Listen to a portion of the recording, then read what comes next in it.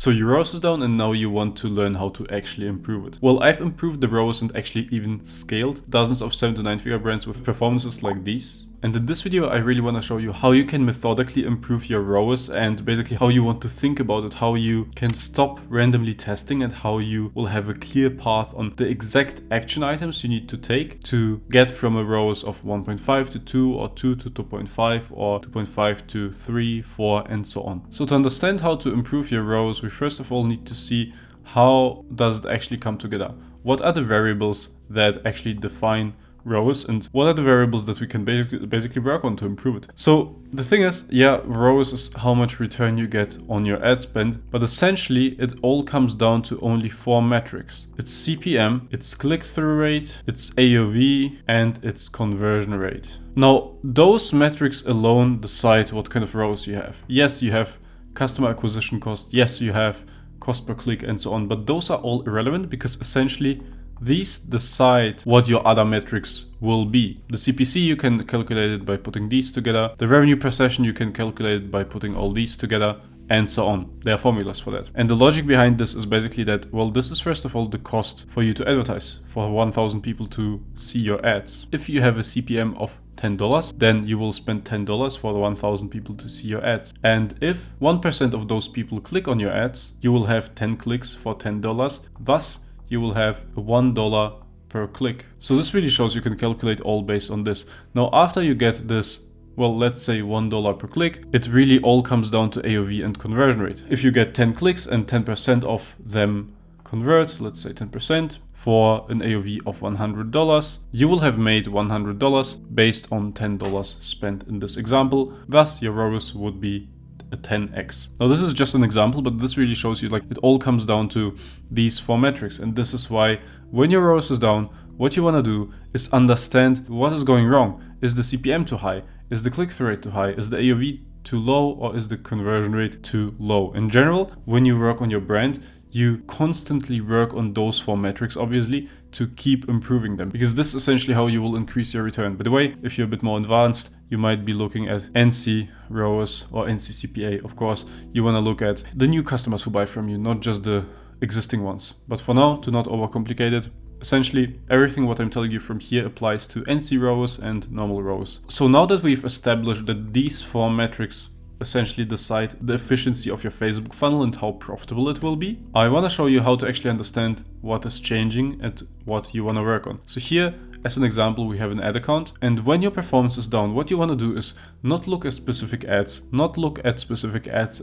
You might not even want to look at specific campaigns, but what you want to do is look at those 4 metrics on an ad account level throughout time. So here we have the ROAS of this account, ROAS of 5.6, okay. Here we have the CPM, here we have the unique outbound click-through rate. By the way, I look at not just CTR, but unique outbound click-through rate. The reason for that is that unique means you only count a person once. If a person clicks twice, it's still counted as one person. And this is essentially our goal. No point really in tracking like people who click 5 times or like bots who click maybe 100 times. And outbound means they click to get to your website. So not like to like or comment, because those clicks are also included in the normal CTR, but this is just those that click to get to your website. Okay, so we have CPM, CTR, and then AOV and conversion rate. So those 2 are custom metrics. You really want to set them up. No clue why Meta does not have included them automatically. You should have them definitely. So the way you set it up is just basically this custom formula. For the AOV, it's purchase conversion value divided by purchases. For conversion rate, it's purchases divided by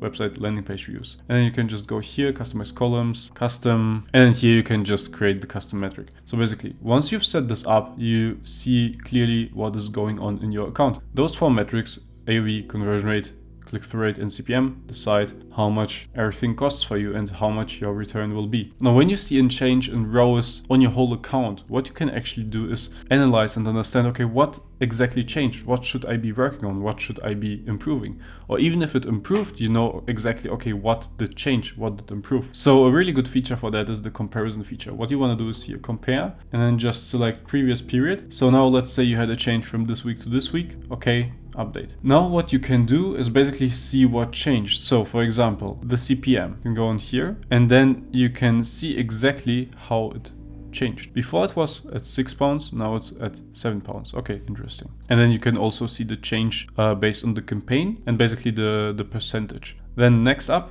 you can also do the same for the unique outbound click-through rate and see what changed here. And the same thing here on the AOV and the conversion rate as well. So here we can see, for example, the performance of the last 7 days is better than the week before because first of all, we have a 10% higher AOV. This is great. The conversion rate is also much higher, 30% more than previously. Previously it was 2.8%, now around 4%. This is of course completely expected and normal because currently we are in the Black Friday week. Before people were waiting to purchase, now they are all purchasing. So this is all normal. But basically this is exactly how you can go through the data and actually understand what's going on your account and understand why it is going on. Like based on this, you can basically think, okay, like why did the AOV go up? Why did the conversion rate go up? Maybe if it wasn't Black Friday, but it was a random week throughout the year and you changed the landing page or you changed the product page, you would see that reflect in the AOV and the conversion rate, and you could see if the overall impact would be positive or negative. And then of course you would also see that reflect in the ROAS because you could also just compare. When something is not clear, you can also just compare based on the campaign level. For example, this one actually improved by a whole ROAS point, this one went a bit down. So this also gives you the context. For example, if your ROAS goes down on your retargeting campaign, then that means your audience might be fatigued and you need more top of funnel ads. So this is how you to kind of like play the ads doctor and analyze it. And to make this whole thing easier and not just rely on like those comparisons and basically play with these comparisons every single day, what I really advise to use is a tracker like this. So in this tracker, we are keeping track of all interesting and relevant metrics for every single day for this account. And we have also these color patterns, and when something changes, we can exactly tell why. For example, here the CPA became more positive, but why? Of course, never forget the most important metrics. CPM got actually more expensive, so it's not because of the CPM. Then the click-through rate actually stayed around the same, so it's also not because of that. But now we see the conversion rate in comparison to before really improved, so we know it's because of that. And the Facebook AV is just like, it improved in comparison to before, but even before that it was even better. So it's mainly because of the conversion rate. And again, you can lead this back to either the season, either the week, or any changes that you have applied on your website. So I highly recommend using a tracker like this, so you have the daily overview for every single day, always, so you can check it and understand what's going on and what you should be working on. So now, if your ROAS is down, what should you be actually working on? So here is a graphic that I posted on Twitter. By the way, on Twitter, if you're not following me yet there, just follow. You'll get my new strategies on Facebook ads and ad creatives much faster than on YouTube. Here, basically, there's a graphic. This is what you want to do. So if your ROAS is down, you want to check first if the CPM increases, because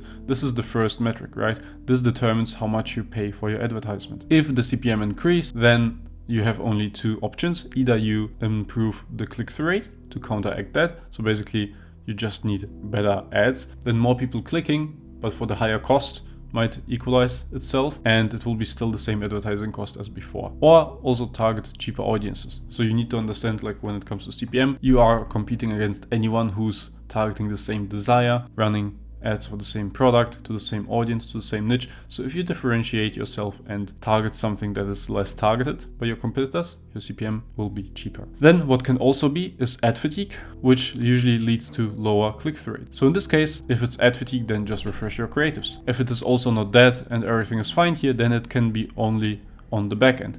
So then the question is your AOV down? If yes, think about why. Did you change the landing page? Did you change the offer?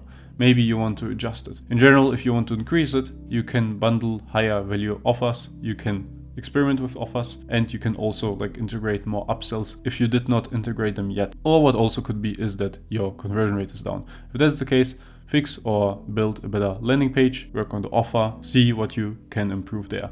So this is basically really everything that can happen if your ROAS is down. So based on your metrics and based on how they develop, you can see it here, you can see it in the comparison, you will know exactly what changed in your funnel if your ROAS is down, and based on this flowchart, you will know exactly what you need to work on to improve it again. So yeah, hope this makes sense. All these metrics is really what you need to care about if you want to improve your ROAS. The other ones are just for more context or to understand your ad creatives in detail, but those are the high level metrics to analyze your ad account as a whole. If you want someone to come in and help you analyze this and scale your brand, this is exactly what I do. Click the first link in the description.